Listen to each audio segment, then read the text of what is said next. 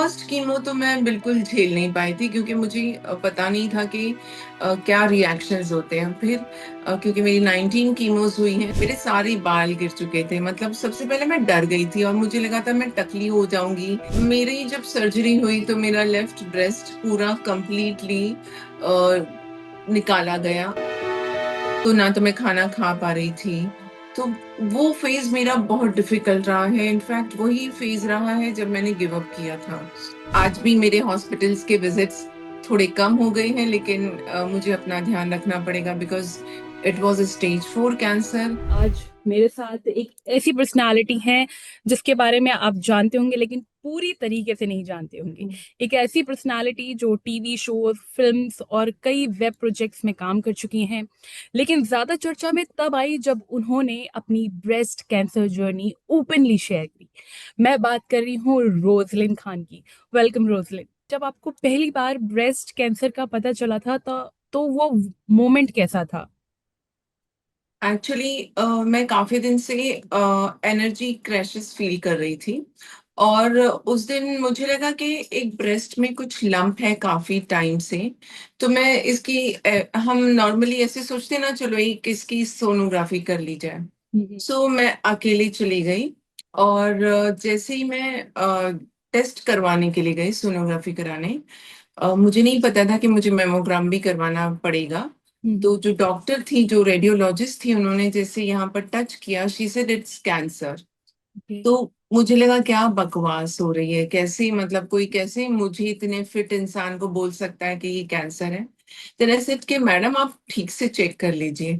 Then she said कि if you are doubting me you can just go for mammography. Okay. तो वो same ही centre था जहाँ मैं करवा रही थी। तो मैंने पहले सोनोग्राफी करवाई, मेमोग्राफी कराई, और मैं वहां से निकली नहीं। मैंने उनसे कहा कि आप देखकर बता सकती हैं, रिपोर्ट तो आप मुझे 2-3 घंटे में देंगी, क्या मुझे आप देखकर बता सकती हैं, कंफर्म कर सकती हैं कि ये सच में मैलिग्नेंसी दिख रहा है आपको? तो शी सेड यस।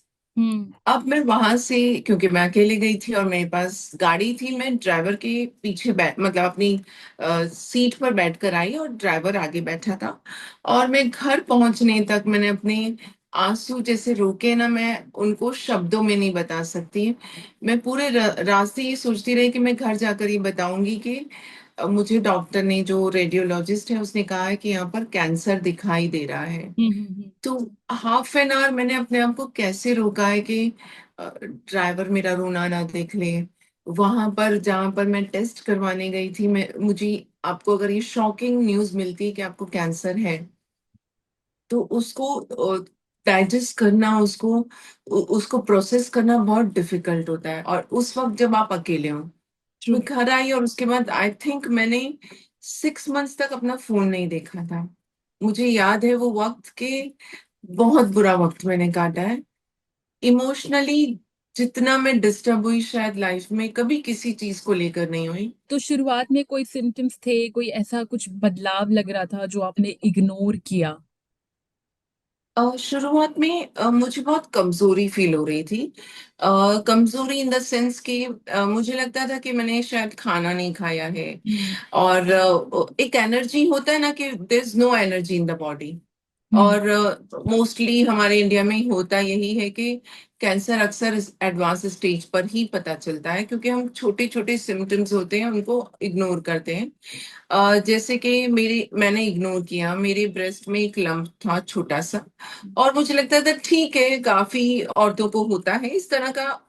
ये एक नेचुरली काफी लेडीज को होते हैं ब्रेस्ट में लम्प्स, और हम उनको इग्नोर करते हैं। लेकिन हर एक लंप कैंसर नहीं होता। मैं अपने दर्शकों को ये भी बताना चाहूंगी कि हर लंप जरूरी नहीं है कि उसमें मैलिग्नेंसी हो।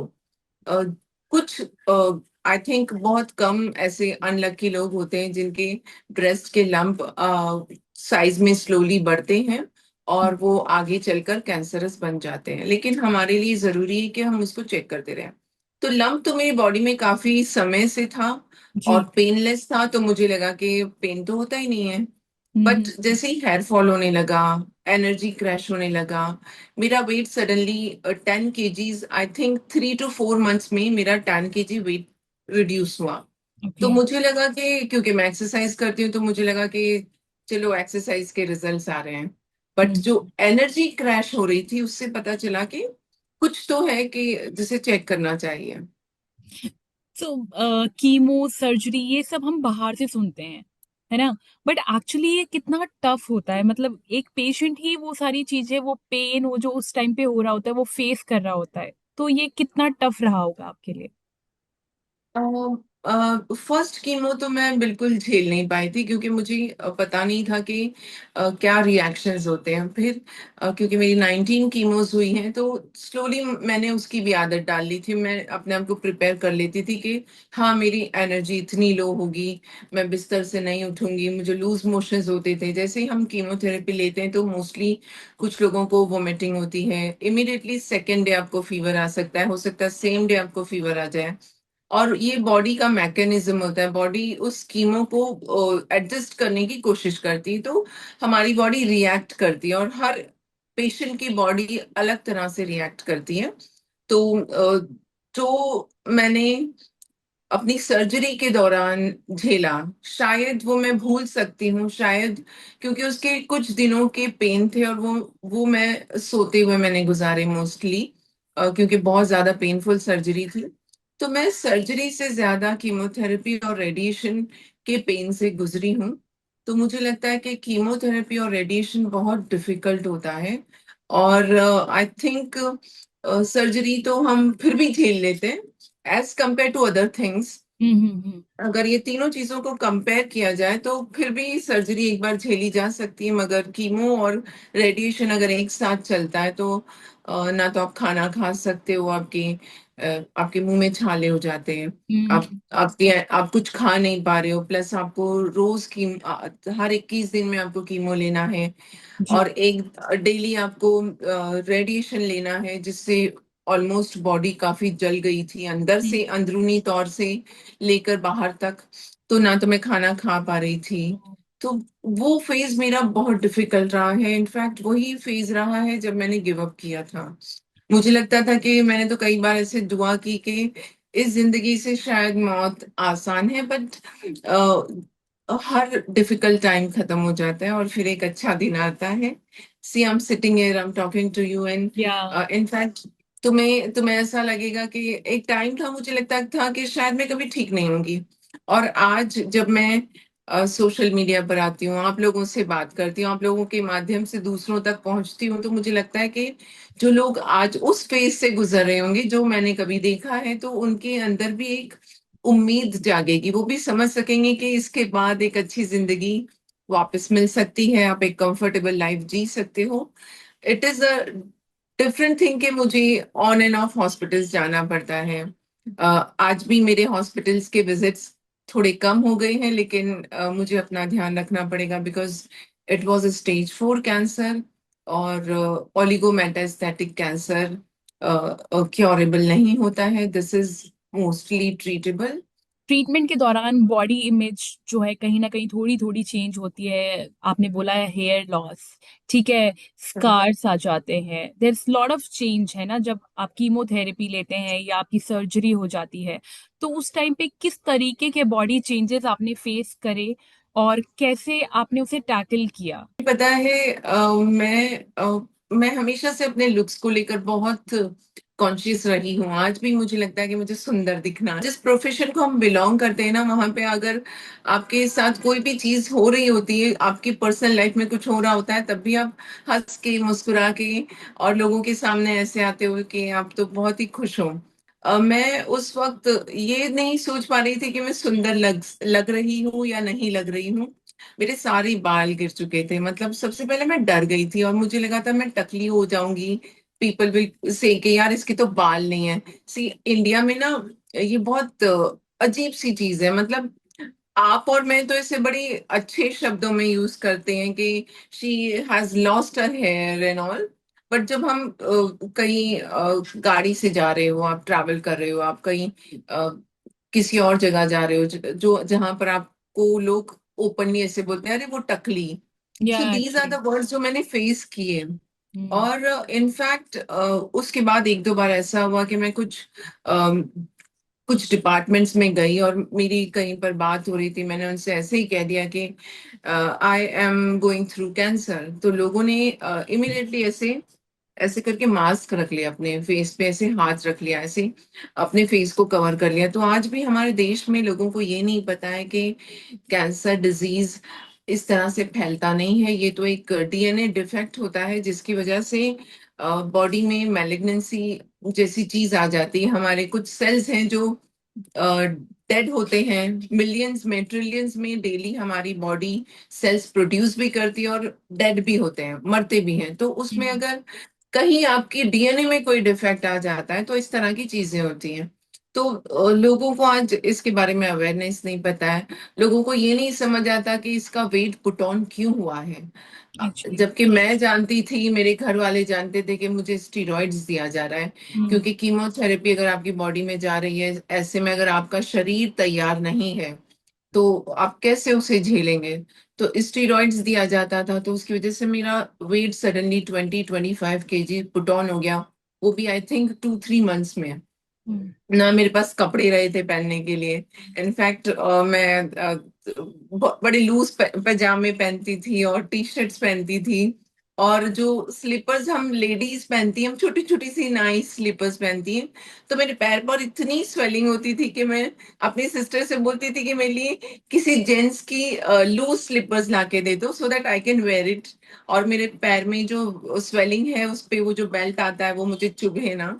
सो हमने इस तरह के बहुत सारे अरेंजमेंट्स किए और जिंदगी फिर चलने लगी। फिर मैंने शॉर्ट्स पहनना शुरू किया धीरे धीरे। फिर मेरा थोड़ा सा वेट कम हुआ।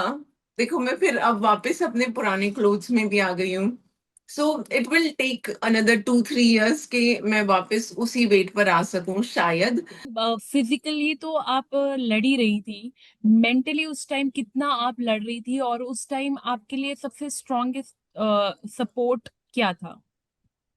मेरी सिस्टर मेरे लिए बहुत स्ट्रॉन्ग सपोर्ट थी। और मेरी एक नीज है जो मुझे हमेशा हंसाती रहती थी। तो हम लोगों ने हंसते खेलते, ऐसा नहीं कहेंगे कि हम सिर्फ हंसते हंसते हमने ये सफर काटा। इक्वली हम हंसते हुए रोते हुए हमने अपना टाइम गुजारा।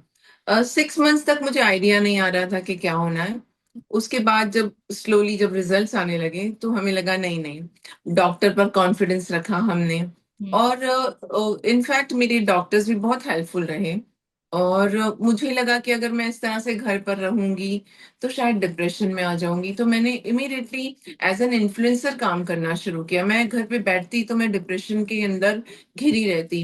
हालांकि कई बार ऐसा होता था कि मैं कमिटमेंट देती थी कि मैं आ रही हूँ, मैं ये अटेंड कर रही हूँ, और मैं नहीं जा पाती थी बिकॉज ऑफ माई हेल्थ। मगर मैंने काम करना शुरू किया आफ्टर 6 मंथ्स ऑफ ट्रीटमेंट, जो कि पॉसिबली लोग नहीं कर पाते हैं। ये चीजें जल्दी पॉसिबल नहीं होती हैं। मगर मैंने काम करना शुरू किया। लोग जब ऐसे कोई बीमारी से जब कोई लड़ रहा होता है, कैंसर स्पेशली, तो लोग सिंपैथी भी देते हैं, सपोर्ट भी देते हैं। तो उस टाइम पे आपको क्या लग रहा था, लोग सिंपैथी ज्यादा दे रहे हैं लेकिन सपोर्ट कम दे रहे हैं? देखो एक चीज से मुझे बहुत चिढ़ आती थी उस वक्त, अगर मुझे कोई ऐसे कहता था ना, कैंसर पेशेंट बेचारी। तो हम्म। मुझे लगता था कि ठीक है ना, जैसे ये लोगों को डायबिटीज हो जाता है, लोगों को कुछ और हो जाता है, तो मुझे कैंसर हो गया तो मुझे किसी से हमदर्दी नहीं चाहिए थी। I always wanted respect. क्योंकि हमदर्दी जब कोई देता है तो ऐसा आपको फील होता है कि आप बड़े बेचारे टाइप्स के हैं। तो मुझे लोगों से हमेशा से रिस्पेक्ट चाहिए होती है। मैं ये चाहती हूँ कि आप रिस्पेक्ट करो इस चीज का, कि कोई कैंसर से गुजर रहा है उसको स्पेस दो। और आप उसको परेशान मत करो अपनी इस तरह की कमेंट से।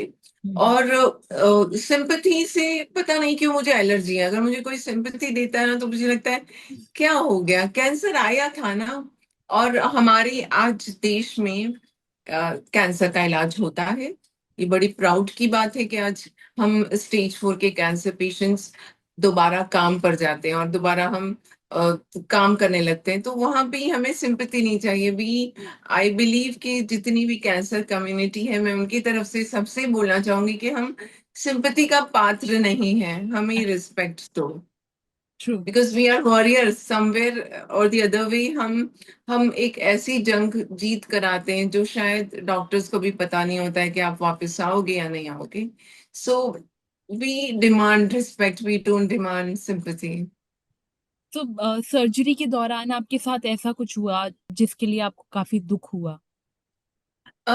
मेरी जब सर्जरी हुई तो मेरा लेफ्ट ब्रेस्ट पूरा कंप्लीटली निकाला गया, और मेरी लेफ्ट हैंड के पीछे से जो हमारा एक ऐसा मसल होता है जो हमारी शोल्डर को मूव कराता है, जिससे हमारे हाथ में स्ट्रेंथ होती है। हम्म। तो उसमें डॉक्टर ने मेरे साथ में शायद इतनी ठीक तरह से मेरे से क्लियरली बात नहीं की, और उन्होंने मेरा एलडी फ्लैप निकाल दिया। एक जो बहुत ही स्ट्रॉन्ग मसल होता है जिससे हम पूरे शोल्डर को मूव करते हैं। ओके। जैसे हमें ऐसे वेट उठाना है ऐसे, तो हम उस शोल्डर में उस मसल का इस्तेमाल किया जाता है। तो डॉक्टर को लगा कि इस मसल से हम इसके ब्रेस्ट को रिकंस्ट्रक्ट कर सकते हैं, rather than taking flap from some other place. They have taken that flap. उन्होंने वहां से एलडी फ्लैप लिया और ब्रेस्ट रिकंस्ट्रक्शन कर दिया। पर आज आज जैसे कि 3-4 साल हो चुके हैं, तो आज मैंने इस चीज को रियलाइज किया कि शायद वो एलडी फ्लैप ना निकाल के मेरे पेट में से या मेरी कहीं और से अगर वो फ्लैप लिया जाता, तो शायद आज मैं ज्यादा कंफर्टेबल होती। क्योंकि लेफ्ट हैंड मेरा काफी वीक हो गया। मैं ज्यादा वेट नहीं उठा सकती हूँ। मैं जब जिम जाती हूँ तो मुझे डिफिकल्टीज होती हैं बहुत ज्यादा वेट उठाने में। तो सम और द अदर वे, जो लेफ्ट हैंड मेरा फ्रोजन हो गया है, मतलब लेफ्ट शोल्डर थोड़ा फ्रोजन है। Hmm. That is the only thing जो मैं रिग्रेट करती हूँ। हम्म। मुझे लगता है कि शायद डॉक्टर ने मुझे बताया होता कि आपका शोल्डर थोड़ा सा फ्रोजन रहेगा। So yes. जैसे बहुत सारी महिलाएं हैं जो आज भी ब्रेस्ट हेल्थ को इग्नोर करती हैं, तो आप उनके लिए क्या कहना चाहेंगी? सी हम महिलाओं को बड़े उससे बचपन से सिखाया जाता है कि आपकी सुंदरता आपके शरीर में है, और आपके लुक्स पर है, जैसे मैंने आपको शुरू में बताया था। यस। तो जब ये चीजें हुई मेरे साथ, तो मुझे लगा कि अ, ठीक है, मेडिकली अगर आपका पूरा ब्रेस्ट रिमूव करके रिकंस्ट्रक्ट भी कर दिया गया हो, so this is not called as breast. Because अंदर के सारे मसल्स निकाल के और उसमें कोई और नया मसल्स डाला गया हो, देखने में आप बड़ी सुंदर दिखते हो, लगता नहीं कि आप ऐसी सर्जरी से गुजरे हो। डेफिनेटली आपके काफी टांके आए हैं। सो ऐसे में मैं जितनी भी महिलाएं हैं उनसे मैं ये कहूंगी कि breast is just a part of your body. तुम्हारी जिंदगी उससे काफी काफी बड़ी है। काफी आप अपने शरीर का ख्याल रखिए। लेकिन अगर ऐसी कोई चीज हो जाती है आपके साथ कि जिसको आपको निकालना पड़े, तो आप निकालने से बिल्कुल मत डरिए, क्योंकि आपकी जिंदगी आपके ब्रेस्ट से ज्यादा इम्पोर्टेंट है। लेकिन क्योंकि ये शरीर का एक ऐसा हिस्सा है जिसे हम अक्सर इग्नोर करते हैं, तो अगर आप सड़क पर चलती हैं या आप कहीं पर भी जाती हैं, तो अपने ब्रेस्ट को थोड़ा संभालिए, उस पर चोट ना लगे। क्योंकि कई बार ऐसा होता है कि हमें हिट हो गया कहीं से और हमने उस चीज को इग्नोर किया, तो कई बार ऐसा भी होता है कि ज्यादा जोर से चोट लग गई है, तो उसकी वजह से लम्प्स आते हैं, और फिर कई बार उसका मेलिग्नेंसी में भी कन्वर्ट होने के चांसेस होते हैं। Hmm. So this is very delicate part of your body. You have to take care of it. और आप अपना चेकअप करते रहिए टाइम टू टाइम। अगर आपको लगता है कहीं लंप है, तो सबसे पहले सारे काम छोड़कर अपना ख्याल रखिए, सबसे पहले डॉक्टर के पास जाइए। ये नहीं कि आज ये काम है, कल वो काम है, चल मुझे ये करें। करना है वो करना है। सो अपने आप का ख्याल रखिए। तो आप अपने आप को सर्वाइवर मानती हैं या फाइटर मानती हैं, और जब आप खुद को मिरर में देखती हैं तो क्या फील करती हैं? ये बड़ा डिफिकल्ट सवाल है। अ, मैं अपने आप को जब मिरर में देखती हूँ तो मुझे लगता है कि जो हुआ अच्छा हुआ। मैंने कभी रिग्रेट नहीं किया कि मुझे कैंसर क्यों आया। जो होता है उसके पीछे कोई ना कोई रीजन रहता है। और अगर शायद मुझे ऊपर वाले ने कैंसर दिया, तो उसके पीछे जरूर कोई वजह रही होगी। और जहां तक मुझे लगता है कि वजह शायद यही रही होगी कि ये भी एक फेज है। कुछ लोगों की लाइफ में आता है, तो आप उससे डट कर लड़िए और बाहर निकल सकते हैं। और मुझे इस कैंसर ने जो हिम्मत दी है, शायद ये मेरी जिंदगी का सबसे बड़ा लेसन रहा है कि हर चीज अपने वक्त पर होती है। वक्त से पहले आपको कुछ नहीं मिल सकता, चाहे वो पैसा हो, तरक्की हो, चाहे कुछ भी हो, आप अपने वक्त का इंतजार कीजिए। जैसे ये बहुत स्लो प्रोसेस रहा है, तो मैं कैंसर से कभी दुखी नहीं हुई, मुझे नहीं लगा कि मुझे कैंसर क्यों आ बहुत गया। अच्छी बात है ये तो। आई आई थिंक मैं कभी डिप्रेस भी नहीं हुई। एक बार जब मैंने चीजों को समझा तो मुझे लगा ठीक है, ये भी एक फेज रहा। और कैंसर पेशेंट्स जो आज जितने भी हैं, मैं उनसे भी कहूंगी कि इसे थोड़ा लाइटली लीजिए। हो जाता है, बहुत सारे रीजंस होते हैं। हम खाने पर, कुछ चीजों पर ध्यान नहीं देते, तो आप उसका ध्यान दीजिए। और ये भी नहीं है कि कैंसर आया तो जिंदगी आपकी खत्म हो गई। ये है कि मुझे पता है कि मेरी लाइफ थोड़ी सी अनप्रेडिक्टेबल है, और मैं उसे बहुत इजी लेती हूँ। हम फिट तो India hit. I mean India को वैसे भी बहुत हेल्थ पर काम करने की जरूरत है। और definitely India is a growing country. हम ग्रो कर रहे हैं, हर फील्ड में ग्रो कर रहे हैं, और हर फील्ड में हम आगे हैं आज। तो अगर हेल्थ में भी हम आगे रहते हैं तो डेफिनेटली योगा जो हमने शुरू किया था, इस देश ने शुरू किया था, आज आज पूरे विदेश में, आज पूरी दुनिया योगा करने लगी है। तो कुछ चीजों को लेके बड़ा प्राउड फील होता है। तो कम से कम हम योगा तो डेली कर ही सकते हैं। और योगा आई थिंक सिर्फ योगा का मतलब ये नहीं होता कि हम आड़े टेढ़े पोजेस बना रहे हैं। हम योगा में बैठकर हम आराम से बैठकर डीप ब्रीदिंग कर सकते हैं। सो इंडिया में बहुत ही अच्छी एक्सरसाइज है योगा जो है। तो इसको आप करते रहिए। और इस योगा को काफी प्रमोट भी किया गया है आई थिंक। जी। तो मैं चाहूंगी कि हम सभी को योगा भी करना चाहिए, और अपना ख्याल रखना बहुत जरूरी है। Thank you so much Rozlyn, हमारे साथ जुड़ने के लिए। देखिए, कैंसर भले ही बहुत सारी चीजें छीन लेता है, लेकिन आप लोगों की हिम्मत और जज्बे को नहीं छीन सकता। और ये कहानी सिर्फ Yes. बीमारी की नहीं, बल्कि खुद को दोबारा पाने की है। Thank you so much Rozlyn, हमारे साथ जुड़ने के लिए और इतनी पॉजिटिविटी के साथ लोगों के बीच अवेयरनेस फैलाने के लिए। Thank you so much, Lakshmi.